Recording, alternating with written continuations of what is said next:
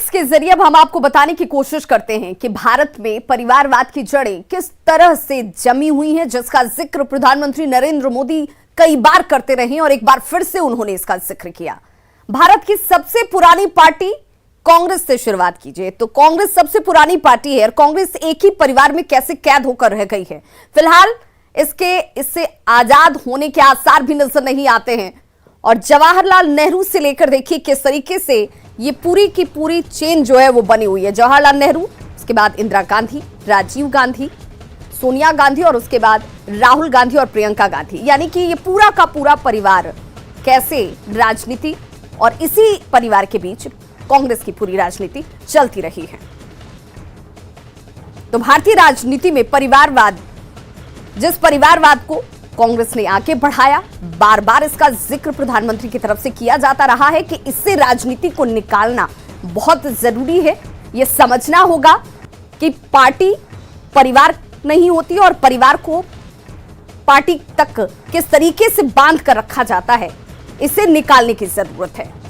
हम समाज सेवा के लिए, लोगों की जन सेवा करने के लिए राजनीति में आते हैं और ये सोच समाजवादी बनाती है और इसी सोच को हमें आगे बढ़ाने की जरूरत है। लेकिन कांग्रेस इस परिवारवाद की जननी रही है, कांग्रेस ने इसे आगे बढ़ाया, इसे बढ़ाने में उसकी भूमिका रही और अब ये फहरिस्त जो है वो कई पार्टियों में और कहीं लंबे स्तर पर अब नजर आने लगी है। वहीं बिहार की राजनीति की बात कर लेते हैं तो बिहार की राजनीति में आरजेडी वो नाम है जिसमें परिवार की पार्टी बनकर ये आरजेडी जो है वो रह गई है। लालू परिवार के लोग इस पार्टी पर कब्जा जमाए हुए हैं और ये क्यों है, इस चेन को भी देखिए। ग्राफिक्स के जरिए हम आपको दिखाने की कोशिश कर रहे हैं। लालू प्रसाद भारत की राजनीति में परिवार किस तरीके से हावी है। लालू प्रसाद, राबड़ी देवी और उनके बाद परिवार के अंदर दोनों पुत्र और फिर मीसा भारती जो कि बड़ी बेटी हैं, उनका नाम भी आप देख पा रहे होंगे। तेज प्रताप सबसे बड़े बेटे, तेजस्वी यादव आपको नजर आ रहे होंगे कि जो छोटे बेटे हैं और मीसा भारती जो राजनीति में अपने आप को कई स्तरों पर, कई जगहों पर सक्रिय दिखाती भी रही हैं। और इसी के इर्द गिर्द बिहार में आरजेडी की राजनीति जो है वो घूमती है। इसी नाम के इर्द गिर्द बड़ी जिम्मेदारियां, बड़ी भूमिकाएं निभा जाती हैं और हर तरह के फैसले इन्हीं के बीच होते हैं। सवाल इसीलिए कि क्या पार्टी के अंदर दूसरे शीर्षस्थ नेताओं की कोई भूमिका नहीं, क्या उन्हें यह जिम्मेदारी नहीं दी जानी चाहिए? क्या उनको पार्टी को लेकर आगे चलने या बढ़ने का उनका तजुर्बा सिर्फ तजुर्बे तक ही रह जाता है? क्यों आरजेडी इस परिवार के बाहर नहीं निकल पाती? और एक बार देखिए, ये परिवारवाद जिसका जिक्र प्रधानमंत्री की तरफ से किया जाता रहा है कि इसे एक चेन, इस गूढ़ता को तोड़ने की जरूरत है जो अंदर तक घर कर चुकी है और भारत की राजनीति के लिए बड़ा दुष्प्रभाव छोड़ती हैं। और इसी परिवारवाद से हमें बाहर निकलना होगा। इस राजनीति को आगे ले जाने की जरूरत है। क्षमता के अनुरूप अगर आपके अंदर काबिलियत है, चाहे आप युवा हो या फिर आप वरिष्ठ हो, वो जिम्मेदारी उन सभी लोगों तक जानी चाहिए। लेकिन कुछ पार्टियां हैं जो परिवार के इर्द गिर्द ही सीमित होकर रह गई हैं और राजनीति का मतलब उस परिवार और परिवार के अंदर के लोगों तक ही सीमित हो जाता है।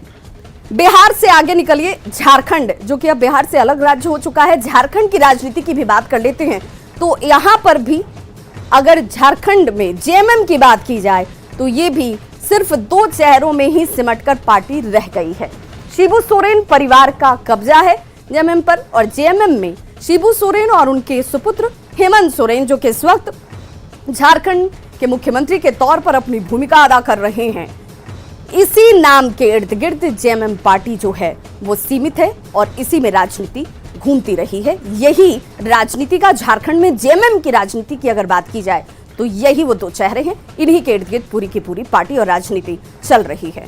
उत्तर प्रदेश की बात करते हैं। उत्तर प्रदेश में आज पहले चरण का चुनाव भी हो रहा है। उत्तर प्रदेश इस वक्त सबसे ज्यादा चर्चाओं में, जिसका जिक्र भी प्रधानमंत्री नरेंद्र मोदी की तरफ से किया गया।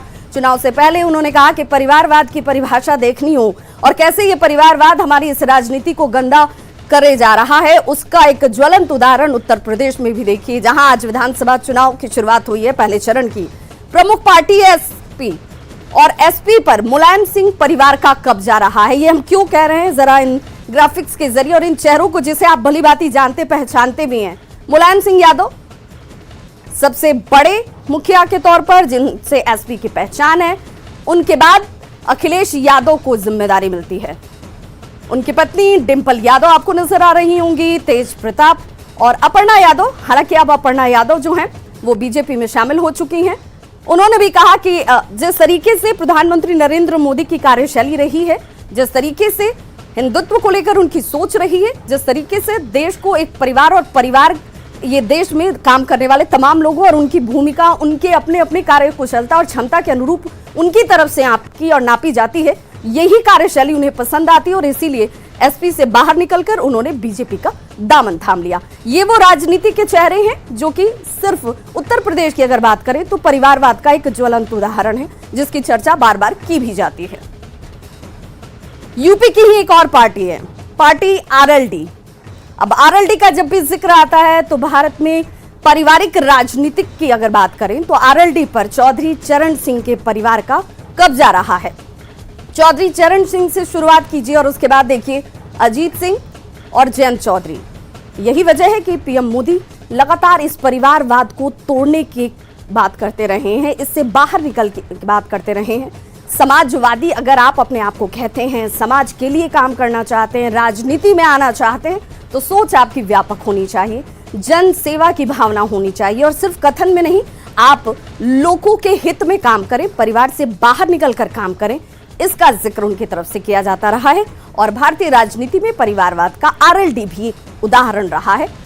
जम्मू कश्मीर का रुख कर लीजिए तो जम्मू कश्मीर में भी नेशनल कॉन्फ्रेंस, जिस पर अब्दुल्ला परिवार का हमेशा से कब्जा रहा है और परिवारवाद का ये परिवार कह लीजिए या ये पार्टी कह लीजिए जिसे नेशनल कॉन्फ्रेंस के नाम से आप जानते हैं, उसमें शेख अब्दुल्ला से इसकी शुरुआत होती है, फारूक अब्दुल्ला और उसके बाद उमर अब्दुल्ला।